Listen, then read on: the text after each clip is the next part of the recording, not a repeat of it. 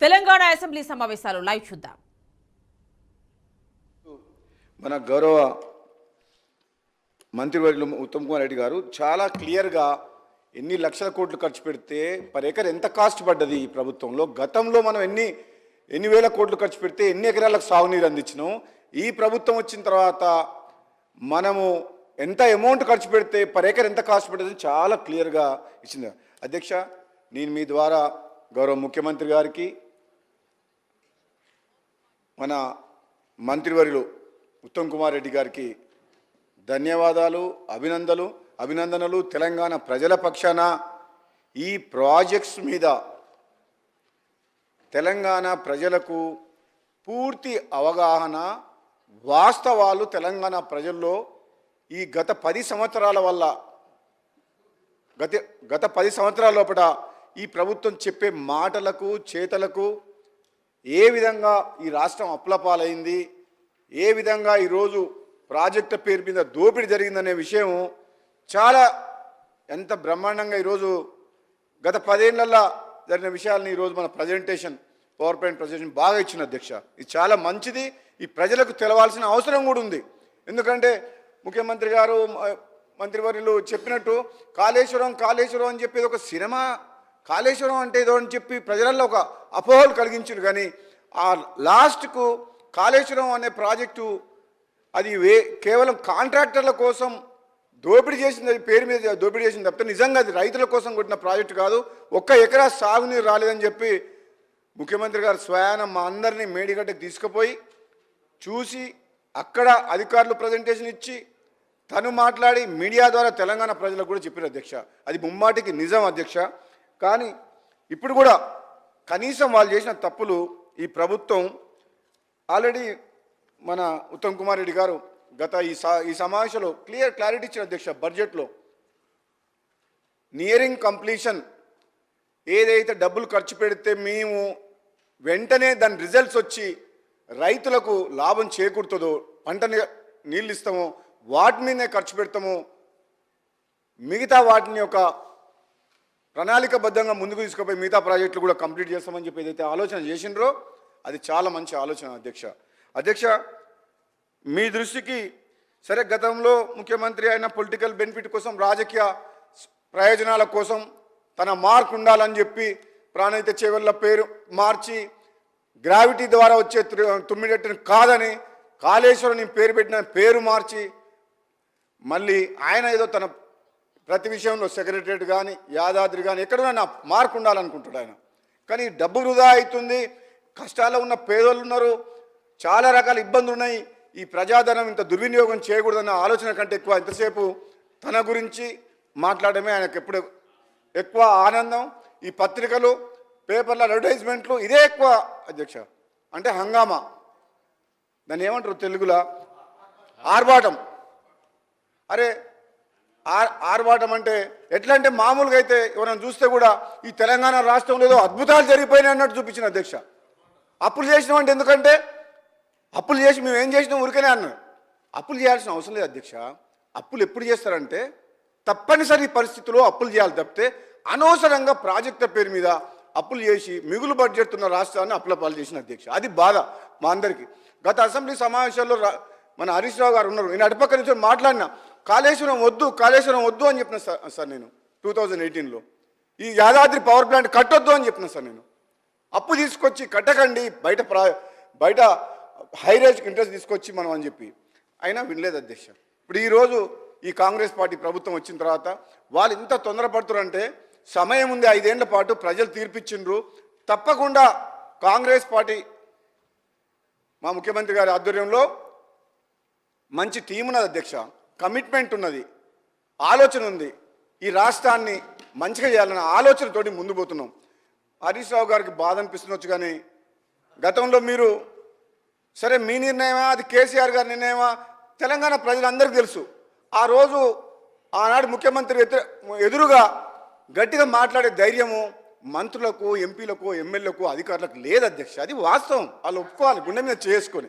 ఎవరు కూడా ఆయనతోటి అలా కాదు, అది తప్పు, ఇట్లా చేస్తే బాగోదు, ఇట్లా చేయాలని చెప్పే ధైర్యం లేకుండే ఆయన అవకాశం ఇవ్వకపోయేటోడు. ఈ రోజున్న పరిస్థితి వేరు. ఈరోజు అధ్యక్ష సబ్జెక్ట్ పోతా అంటే దాంతో ఎంత నష్టమైందా మీరు మీ స్వార్థం కోసం అని చెప్పి నోరు మూసుకొని కూర్చోవడం వల్ల జీహుజు ఉండడం వల్ల తెలంగాణ రాష్ట్ర ప్రజలకు నష్టం జరిగింది అధ్యక్ష. అది నా బాధ. వీళ్ళు ఆ రోజు అది కాదు ఇది ఇట్లా కాదు అని అనుంటే ఈరోజు తెలంగాణ రాష్ట్రం ఎంతో కష్టపడి ఎన్నో ప్రాణాలు కోల్పోయి తెచ్చుకుంది, ఇట్లా ఉండకపోయేది అధ్యక్ష. అది మా బాధ. మీ స్వార్థం కోసం అని చెప్పి తెలంగాణ రాష్ట్రం నాశనం అయింది అధ్యక్ష. మేము అధ్యక్ష మా ముఖ్యమంత్రి గారు, మంత్రులు, మా సోదరులు వెంకటరెడ్డి గారు, బట్టి గారు అందరూ కూడా వీళ్ళ ఇరిగేషన్ ప్రాజెక్ట్స్ మీద అందరికి అవగాహన ఉంది. అందరూ కూడా హరీష్ రావు గారి మీద పొద్దున్న నుంచి చెప్తూనే ఉండరు. మళ్ళీ నేను వాళ్ళని ఏమన్నాను అధ్యక్ష, నేను ఒకవైపు వాళ్ళని చూస్తే బాధ అనిపిస్తుంది ఎంతకన్నా అనాలని, కానీ అట్లని చెప్పేసి వాళ్ళు మేము తప్పు చేసిన ఒప్పుకుంటున్నాం నిజంగానే తప్పు జరిగిందని అంటున్నా అంటే అది లేదు. మళ్ళీ ఇప్పటికైతే ఆ రోషం మాత్రం పోలే. చేసిన తప్పులు చాలమని ఇంకా ఉల్టా మమ్మల్నే బదనామం చేస్తామని చెప్పేసి ఏదో ప్రయత్నం చేస్తారు. కానీ చాలా క్లారిటీగా ఉన్నాం అధ్యక్ష. కాంగ్రెస్ పార్టీ ఈరోజు గౌరవ ముఖ్యమంత్రి గారి నాయకత్వంలో ఎంతో క్లారిటీతో పనిచేస్తుంది. తెలంగాణ ప్రజలు కూడా ఎంతో నమ్మకంతో ఉన్నారు. వాళ్ళకి మేము ఏదో అరచేతిలో స్వర్గం చూపించినట్టు మేము ఎప్పుడు మాట్లాడతలేము. మేము ఎట్లా మాట్లాడుతున్నాం? కాంగ్రెస్ పార్టీ అంటే ఫస్ట్ మా ధర్మం ఏంటంటే ఈరోజు పరిస్థితి ఏంది, రాష్ట్రంలో ఆర్థిక పరిస్థితి ఏంది, కృష్ణా జలాలు ఎట్లయింది, ఈరోజు మన ప్రాజెక్టుల పరిస్థితి ఏంది అని వివరంగా అన్ని ప్రజల్లోకి తీసుకుపోతున్నాం అధ్యక్ష. ఇక లాస్ట్కు మా ప్రాజెక్టు విషయం నల్గొండ జిల్లా అధ్యక్ష. నల్గొండ జిల్లాలోనే పోరుబాట చేసి ఇచ్చారు. మా సోదరులు కూడా చాలాసార్లు మాట్లాడినారు. ఏమని? నల్లగొండ జిల్లాకు మీ ప్రభుత్వం గత 10 ఏళ్లలో చేసినంత అన్యాయము గతంలో ఎప్పుడు జరగలేదు. అది సొరంగ మార్గమే కావచ్చు, ఉదయ సముద్రం ద్వారా బ్రాహ్మణ వెల్ల ప్రాజెక్టు కుర్చేసుకొని కూర్చొని కంప్లీట్ చేస్తా అన్న మా శివనగూడెం రిజర్వాయరు ఫ్లోరైడ్ పీడిత ప్రాంతమైన మా మునుగోడు దేవరకొండ కావచ్చు. ఏమైంది అధ్యక్ష? 2015లో కొబ్బరికాయ కొట్టేసి కంప్లీట్ చేపిస్తాను. ఆ కుర్చీ డైలాగ్ ఎక్కడ పోయినా కుర్చీ వేసుకొని కూర్చుంటా అన్నాడు. మరి ఇప్పుడు కుర్చీ లేదు, లాస్ట్కి ఇప్పుడు వీల్ చైర్లో కూర్చొని ఉన్నాడు. ఆ కుర్చీ పోయింది.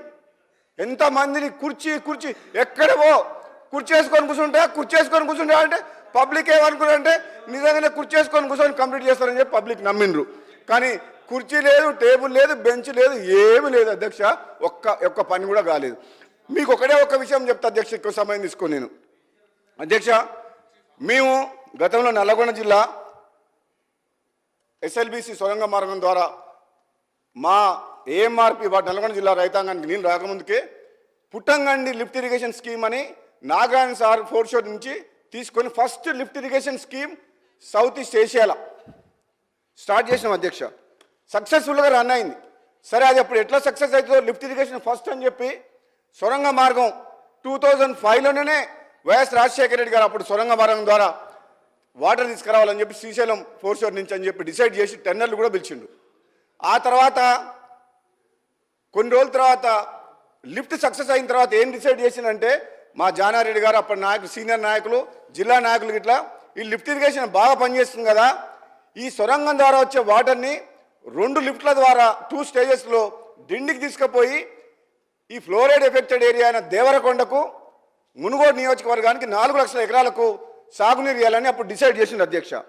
ఆ తర్వాత పరిణామంలో మళ్ళీ ఎప్పుడైతే మన టీఆర్ఎస్ ప్రభుత్వం వచ్చిందో పాలమూరు రంగారెడ్డికి 60 రోజులలో రోజు 2 TMCలు 120 TMC వాటర్ తీసుకొని దాంట్లోకి వెళ్ళి 0.5 TMC అంటే 30 TMC 60 రోజులలో డిండి లిఫ్ట్ ఇరిగేషన్కి ఇస్తాం. ఈ మునుగోడు దేవరకొండ నియోజకవర్గం బ్యాక్వర్డ్ ఉంది, ఫ్లోరైడ్ ఎఫెక్టెడ్ ఏరియా అని చెప్పి డిసైడ్ చేసిండు.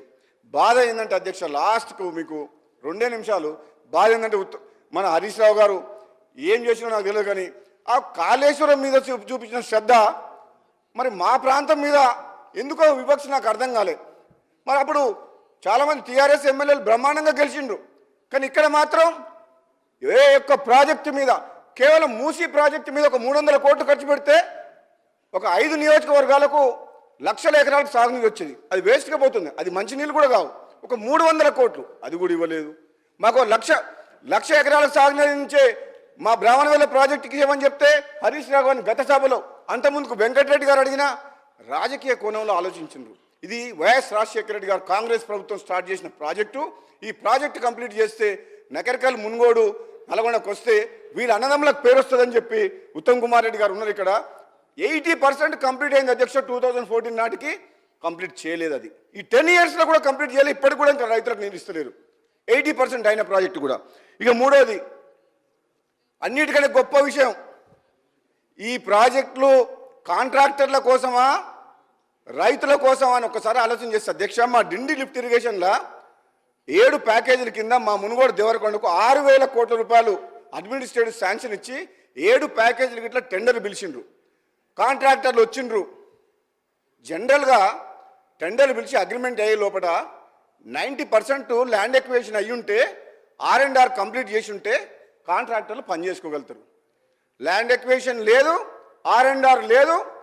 7 ప్యాకేజీల కింద 6,000 కోట్లకు టెండర్ పిలిచిన అధ్యక్ష. ఏం తొందర కొట్టుకుపోయిందని చెప్పేసి హడావుడిగా రైతులని ఊర్లు కాల్ చేపించడం. 2013లో పార్లమెంట్లో తెచ్చిన యాక్ట్ కాదని, ల్యాండ్ ఎక్విజిషన్ కాదని జీవో నెంబర్ 123 తీసుకొచ్చి 30 లక్షల రూపాయలకి ఎకరం ఉన్న భూమిని 4 లక్షలకు 5 లక్షలకు రైతుల దగ్గర గుంజుకున్న అధ్యక్ష. పోలీసులను పెట్టి కాంట్రాక్టర్ల కోసం అని చెప్పి రిజర్వాయర్లు కంప్లీట్ చేసిండ్రు. రిజర్వాయర్లు పని నడిపించిండ్రు. ఒక 7-8 ఊర్లు మా శివనగూడెం రిజర్వాయర్ కింద, మా కిష్టరాంపేట కింద పోని వీళ్ళు త్యాగం చేస్తే, వీళ్ళు కష్టపడితే, వీళ్ళు ఊళ్ళో వదిలిపెట్టి భూములు వదిలిపెట్టి పోతే ఎమ్మటే ప్రాజెక్టులకు నీళ్ళు వచ్చి రైతులకు న్యాయం జరుగుతుందంటే నిజంగా చేసిన పని అధ్యక్ష. ఆ రిజర్వాయర్లకు వాటరు వచ్చేటందుకు హెడ్ వర్క్స్ పాలమూరు రంగారెడ్డి నుంచి, నార్లాపూర్ మెయిన్ సోర్స్ అక్కడి నుంచి తీసుకురావాలన్నా, దాని నెక్స్ట్ రిజర్వాయర్ ఏదుల, దాని తర్వాత వట్టెం, ఈ 3 దగ్గరికి వెళ్ళి తీసుకురావచ్చు. మరి 3 ఆల్టర్నేట్లు ఉన్నప్పుడు ఎక్కడికి వెళ్ళి హెడ్ వర్క్ తీసుకురావాలి వాటర్ అనేది డిసైడ్ చేయలే. అక్కడి నుంచి టెండర్లు పిలిచి ఆ హెడ్ వర్క్స్కు టెండర్లు పిలవలే, మొదలు పెట్టలే. కానీ ఇక్కడ మాత్రం రిజర్వాయర్లు కంప్లీట్ చేసిండ్రు. కాంట్రాక్టర్ల మీద ఒక 4,000 కోట్లు ఖర్చు పెట్టారు ఇప్పటి వరకు అధ్యక్ష. పైసలు ఇంట్రెస్ట్లకు తీసుకొచ్చి ఆ ప్రాజెక్టులు కట్టి జనమంతా రోడ్ల మీదకి వచ్చిండ్రు. పోనీ వాళ్ళకు నీళ్ళు లేవు, ప్రాజెక్టులు హెడ్ వర్క్స్ కంప్లీట్ కాలేదు. ఈరోజు నేను బాధతోటి ఆవేదనతో అధ్యక్ష, ఇటువంటి తప్పులు చాలా చేసిండ్రు. పాలమూరు రంగారెడ్డిలో కానీ, మల్లన్న సాగర్లో కానీ, అసలు మల్లన్న సాగర్ 50 TMCలు అవసరం లేదు అధ్యక్ష. కొండపోచమ్మ 15 TMC అవసరం లేదు అధ్యక్ష. 3 TMC ఉన్నది కొండపోచమ్మని ఒక రింగ్ బండ్ కట్టి 15 TMC ఒక గంగాలం లాగా తయారు చేసి అది కట్టిండ్రు. అక్కడి నుంచి ఆయన ఫామ్ హౌస్లకు డైరెక్ట్ కాలువ. కొండపోచమ్మ యాక్చువల్గా మా టెక్నికల్గా చెప్పాలంటే అది సేఫ్టీ కాదు. ఆన్ గ్రౌండ్ ఎటువంటి కొండలు లేకుండా 50 TMC 28 కిలోమీటర్స్ రింగ్ బండ్ లాగా బండ్ ఫామ్ చేసిండ్రు. అది సేఫ్టీ కాదు. ఇవన్నీ విషయాలు తెలిసే చేసిండ్రు అధ్యక్ష. నేను మీ ద్వారా మా మంత్రి గారిని, ముఖ్యమంత్రి గారిని, ఈరోజు తెలంగాణ రాష్ట్రంలో కాంగ్రెస్ పార్టీ వచ్చిన తర్వాత ఉత్తర తెలంగాణ, దక్షిణ తెలంగాణ, ఇది గజ్వేల, సిరిసిల్ల, సిద్దిపేటన అనే వివక్ష లేకుండా తెలంగాణ రాష్ట్రం మొత్తాన్ని అభివృద్ధి చేసుకోవాల్సిన బాధ్యత మన మీద ఉన్నది. కాబట్టి మన ప్రభుత్వం మీద ముఖ్యమంత్రి గారిని, మంత్రి గారిని కూడా అధ్యక్ష నేను మీ ద్వారా ఇస్తున్నా. ఎందుకంటే ఈరోజు ప్రజెంటేషన్లో మాట్లాడినప్పుడు జిల్లా మంత్రి అయినా సరే, మా జిల్లా మంత్రి ఉత్తమ్ కుమార్ రెడ్డి గారు ఎట్లా మర్చిపోయారు, మమ్మల్ని మర్చిపోయారు. SLBC పెట్టినరు, అన్ని పెట్టినరు. కానీ మా డిండి, మునుగోడు, దేవరకొండ మన బాలనాయక్ గారు ఉన్నారు అధ్యక్ష. అక్కడ మొత్తం కంప్లీట్ ప్రపంచంలోనే హైయెస్ట్ ఫ్లోరైడ్ మునుగోడు నియోజకవర్గం. సాగునీరు, తాగునీరు విషయంలో చాలా ప్రయారిటీ ఇవ్వాల్సిన కాన్స్టిట్యున్సీ. ఈ 2 నియోజకవర్గాల్లో ఫ్లోరైడ్ ఉంది, ఎక్కువ ఎఫెక్టెడ్ ఏరియా, బాగా కరువు కూడా ఉంది. కాబట్టి ఆ ప్రాజెక్ట్స్ ఆల్రెడీ వాళ్ళు వదిలేసిండ్రు గాలికి. ఆ హెడ్ వర్క్స్ ఏదుల నుంచి అయితేనే కరెక్ట్ అనేది నేను కూడా గత 5 సంవత్సరాలుగా రీసెర్చ్ చేసిన, అధికారులతో, ఇంజనీర్లతో రివ్యూ చేసిన ఎమ్మెల్యేగా ఉన్నప్పుడు. గతంలో నేను శాసనసభ్యునిగా ఉన్నప్పుడు చాలాసార్లు మాట్లాడినా వాళ్ళు పట్టించుకోలేదు.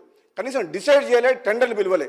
కనీసం ఇప్పుడన్నా కాంగ్రెస్ పార్టీ ప్రభుత్వం వచ్చింది కాబట్టి మీ ద్వారా ముఖ్యమంత్రి గారిని, మరి గౌరవ నీటిపారుదల శాఖ మంత్రి ఉత్తమ్ కుమార్ రెడ్డి గారిని కూడా వేడుకొని ఈ రిప్రజెంటేషన్ ఇచ్చి అధ్యక్ష ఒక్క నిమిషం అయిపోయిన తర్వాత ఏం లేదు అధ్యక్ష, ఒక 1890 ఒక 2000 crores ఆ హెడ్ వర్క్స్ దగ్గర ఏదో నుంచి ఒక టన్నలు 16 kilometers కెనాల్ తీసుకొచ్చి అక్కడ ఉలపరకాడ నీళ్ళు వేస్తే, వాగులు వేస్తే అధ్యక్ష ఈ 7 ప్యాకేజీలు కంప్లీట్ అయిపోతే అధ్యక్ష ఆన్గోయింగ్ వర్క్స్ ఆల్మోస్ట్ ఇప్పుడు ల్యాండ్ ఎక్స్ప్లోరేషన్ ఇప్పుడు అయింది. అది నా మునుగోడు ఉప ఎన్నిక పుణ్యమా అంట. అప్పుడు R&R పేమెంట్ అయింది. ఆ హరీష్ రావు గారే వచ్చి అప్పుడు ఎట్లనే సరే ఓడగొట్టాలి ఓటు. అప్పటిదాకా రైతులు ఎంత మొత్తుకున్న పోలీసులను పెట్టి చేయించిన గవర్నమెంట్ ఆ ఉప ఎన్నిక రాగానే మొత్తం టకా టకా టకా టకా డబ్బులు మొత్తం ఇచ్చేసింది అధ్యక్ష. అవ మా మంత్రి గారు నవ్వుతురు జగదీశ్వర్ రెడ్డి గారు. ఆయనే ఊర్లలోకి పోయిండు. అన్ని పైసలు R&R ల్యాండ్ అక్విజిషన్ పేమెంట్ ఒక్క రోజులో టకా టకా టకా అకౌంట్లో పడిపోయినా అధ్యక్ష. అన్ని 3.5 ఏళ్ళు ఎమ్మెల్యేగా ఉండి నేను అడిగితే పోలీసులను పెట్టి పనిచేసిన గవర్నమెంటు మరి ధనాధన ఎలక్షన్స్ కోసం అని చెప్పి ఇచ్చేసింది. నా పుణ్యమా అంట, నా రాజీనామా పుణ్యమా అంట. రైతులకు మాత్రం పైసలు వచ్చినాయి అధ్యక్ష. చాలా సంతోషం. చాలా నా రాజీనామా పదవి త్యాగం ఊరికే 570 కోట్ల రూపాయల నిధులు మా మునుగోడు నియోజకవర్గానికి వచ్చినాయి అధ్యక్ష. గొల్ల కుర్మలకు ఎక్కడ కూడా మన రాష్ట్రంలో 2వ విడత గొర్రెల పంపిణీ చేయలే. మామూలుగా అయితే గొర్రెలు ఇస్తారు కదా. నా రాజీనామా పుణ్యమా అంటే 90 కోట్ల రూపాయలు గొల్ల కుర్మలకు 7,600 మందికి అకౌంట్లలో పడ్డాయి. 100 పడకల ఆసుపత్రి వచ్చింది చౌటుపల్లి మున్సిపాలిటీకి రోడ్లు వచ్చినాయి. ప్రతి ఊర్లో ₹1 కోటి పెట్టి సీసీ రోడ్లు వచ్చినాయి. పోతే పైన నా పదవి 600 కోట్ల రూపాయలు నిధులైతే వచ్చినాయి మా మునుగోడు నియోజకవర్గాన్ని. మా రైతులు మాత్రం చాలా సంతోషంగా ఉండరు. కానీ